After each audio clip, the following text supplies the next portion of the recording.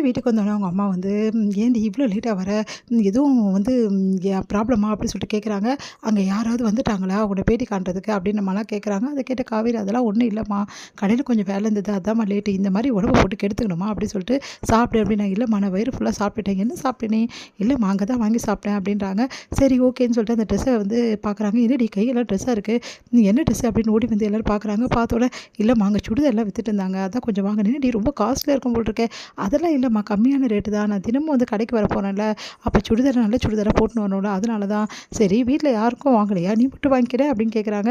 அதுக்கு வந்து ஐய்யய்யோ! இப்படி கேட்குறாங்களே, என்ன பதில் சொல்றது அப்படின்னோனே, "சரி விடும்மா, அவ ஆசைப்பட்டா வாங்கிக்கிறா. அது ஒரு பெரிய விஷயமா உனக்கு? அவ ஒரு துணி கூட வாங்கிக்க கூடாதா?" "அதுக்கு இல்லடி, இப்ப இல்லாத டைம்ல எதுக்குடி?" அப்படிம்மா, "இது வந்து கடன் தாம்மா. கொஞ்சம் கொஞ்சமா நம்ம திருப்பி குடுத்துடலாம்." "கடனா? ஏன்டி கடன்லாம் வாங்குற?" "அம்மா அதான் சொன்னேன்லம்மா, நம்ம அங்க தானே கடை போட்டுருக்கோம். கொஞ்சம் கொஞ்சமா குடுத்துடலாம். ஒண்ணும் பிரச்சனை இல்லன்னோனே."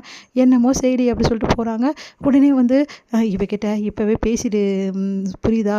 உடனே அவகிட்ட பேசி வரும்போது, இப்பதாம்மா வந்திருக்கா. அதுக்குள்ள பேச முடியாதும்மா" அப்படின்னா கங்கா, இங்க பாருடி, எனக்கு தெரியாது. அவகிட்ட பேசி ஒரு முடிவு எடுக்க சொல்லு. அதான் கரெக்ட்." "அக்கா என்னக்கா சொல்லிட்டு போகுது அம்மா?" அப்படின்னோனே, "அதெல்லாம் ஒண்ணும் இல்லடி. நீ போய் தூங்கு. எதுவா இருந்தாலும் நாளைக்கு பேசிக்கலாம்." அப்படின்னோனே, இங்க வந்து ரொம்ப சந்தோஷமா வந்து யோசனை பண்ணிக்கிட்டே வந்து விஜய பத்தி யோசிச்சுட்டே வந்து காவேரி வந்து தூங்குறாங்க. சந்தோஷம் தாங்க முடியல காவேரிக்கு.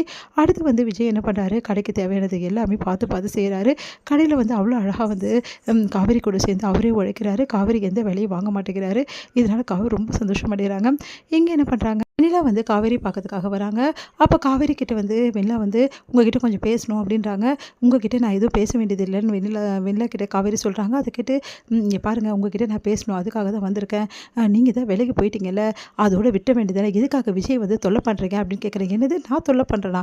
நீ என்ன சொல்லிட்டு இருக்க வெண்ணிலா?" அப்படி சொல்லிட்டு கேட்குறாங்க. "இங்க பாரு, நான் சொல்றத சொல்லிட்டேன். நீங்க வாழ்க்கைய விட்டு விலகி போயிட்டீங்க. விஜய் வேணான்னு தானே வீட்ட விட்டு வெளிய போனீங்க. அப்புறம் எதுக்காக விஜய்க்கு வந்து குழப்பி விடுறீங்க? விஜய் ஏன் தொல்ல பண்றீங்க? விஜய் மனசுல நான் மட்டும் தான் இருக்கேன். அதனால நீங்க ஒண்ணும் விஜய் மனசுல இல்ல. இப்ப வந்து விஜய் வந்து என்ன கல்யாணம் பண்ணிக்க மாட்டேன்னு சொல்றாரு. அதுக்கு காரணம் நீங்க தானே."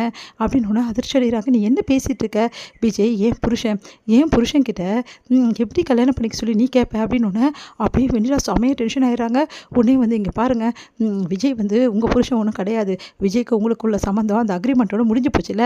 அப்புறம் உன்னோட புருஷன்னு சொல்ற." அப்படின்னோனே, "இங்க பார், விஜய்க்கும் எனக்கும் உள்ள எவ்வளவோ பிரச்சனைங்க இருக்கு. அதெல்லாம் புருஷன் பொண்டாட்டிக்குள்ள வர்றது. நாங்க எங்கள பார்த்துக்குறோம். தேவையில்லாத விஷயத்துல நீ தலையிடாம இருந்தீன்னா ரொம்ப நல்லாயிருக்கும்." அப்படின்றாங்க. அத கேட்டு வெண்ணிலா செமையா டென்ஷன் ஆகுறாங்க. "இங்க பாரு காவேரி, நான் சொல்றத சொல்லிட்டேன். விஜய் எனக்கு தான். விஜய் எக்காரணம் கூட நான் விட்டு தர மாட்டேன்.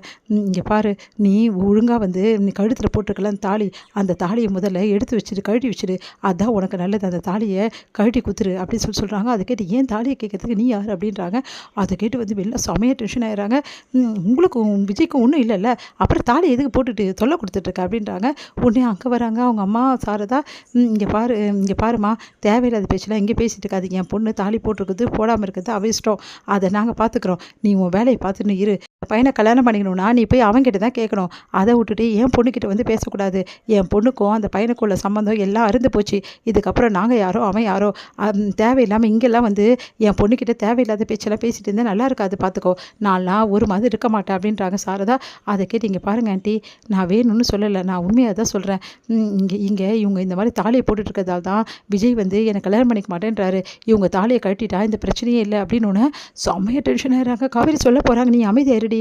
நீ முதல்ல இங்கேருந்து கிளம்பு. எதுவா இருந்தாலும் நாங்க பார்த்துக்குறோம். உன் வேலை என்னமோ போய் பாரு." அப்படி சொல்லிட்டு துரத்தி விடுறாங்க சாரதா. சாரதா வந்து, "இங்க பாருடி, அந்த பொண்ணு சொல்றதும் கரெக்ட்டு தான். சீக்கிரமாவே தாலிய கழட்டுற வழிய பாரு." அப்படின்னோனே அதிர்ச்சி அடைகிறாங்க காவேரி.